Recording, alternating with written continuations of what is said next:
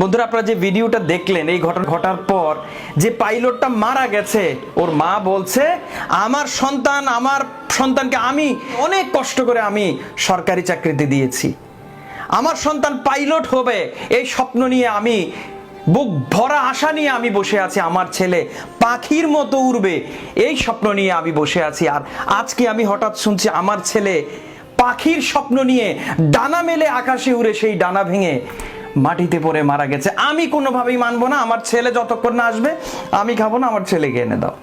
এটা কি সম্ভব ভাই? এটা কি সম্ভব? এটা কখনোই সম্ভব না।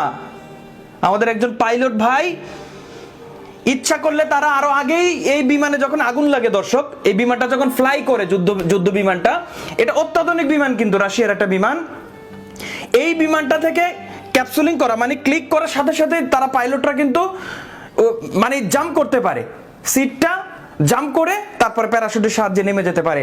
ওই পাইলটরা দেখেন কতটুকু দেশপ্রেমিক না হলে নিজের জীবনকে বিলিয়ে দিয়েছে। তারা জানে যে এই বিমানটাকে আমরা একটা নিরাপদ স্থানে নিয়ে, যেহেতু আগুন লেগে গেছে, যান্ত্রিক ত্রুটি আছে, বিমানটাকে আমরা পানির কাছে নিয়ে আমরা জাম্প করে উঠে যাব। বিমানটা পানিতে পড়লে হয়তো বা একটু অংশ, একটু দেশের একটু সম্পদ বাঁচবে, বা এখন যদি আমরা এখানেই এই বিমানটা থেকে আমরা সরে যাই, ক্যাপসুলিং করে ফেলি, উড়ে যাই, তখন দেখা যাবে কি এই বিমানটা কারো বাড়িতে, কারো ছাদে, কারো ঘরের ভিতরে পড়ে আরো মানুষের মৃত্যুর, হতাহতের সংবাদ আমরা শুনতে পেতাম। কিন্তু তারা এটা করেনি। উড্ডয়নের সাথে সাথেই যখন উপরে যায় তার সাথে সাথে আগুন লেগে যায়, তারপরে কোনো রকম চেষ্টা করে যেন এটা পানির কাছে নিয়ে আস্তে করে ছেড়ে দেয়, ছেড়ে দিয়ে জাম্প করে। কিন্তু দুর্ভাগ্যজনকভাবে একজন পাইলট মারা যায়, আরেকজন পাইলট এখন মোটামুটি হাসপাতালে চিকিৎসাধীন রয়েছে। আসলে আজকের এই ঘটনার পর দেশপ্রেম কাকে বলে এটা আসলে আমরা এখন উপলব্ধি করতে পারছি, যে আসলে আমরা যে দেশপ্রেমী মুখে মুখে, কিন্তু বাস্তবে তারাই হচ্ছে আসল দেশপ্রেমিক। আমরা দেখেছি প্যারাশুট দিয়ে দুইটা মানুষই জাম্প করে আস্তে আস্তে নামছিল, কিন্তু একজনের মৃত্যু হয়।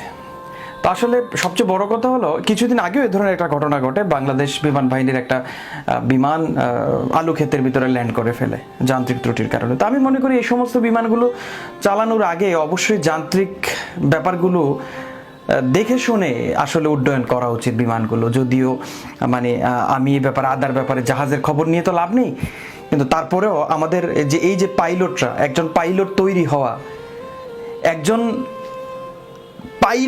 পাইলটের কতটুকু যোগ্যতা সম্পন্ন মানুষ পাইলট হতে পারে। একজন মেধাবী পাইলট বাংলাদেশ হারানো মানে অনেক কিছু হারিয়ে যাওয়া। আর একজন মায়ের কোল এভাবে খালি হওয়াটা আমরা কোনোভাবেই কামনা করতে পারি না।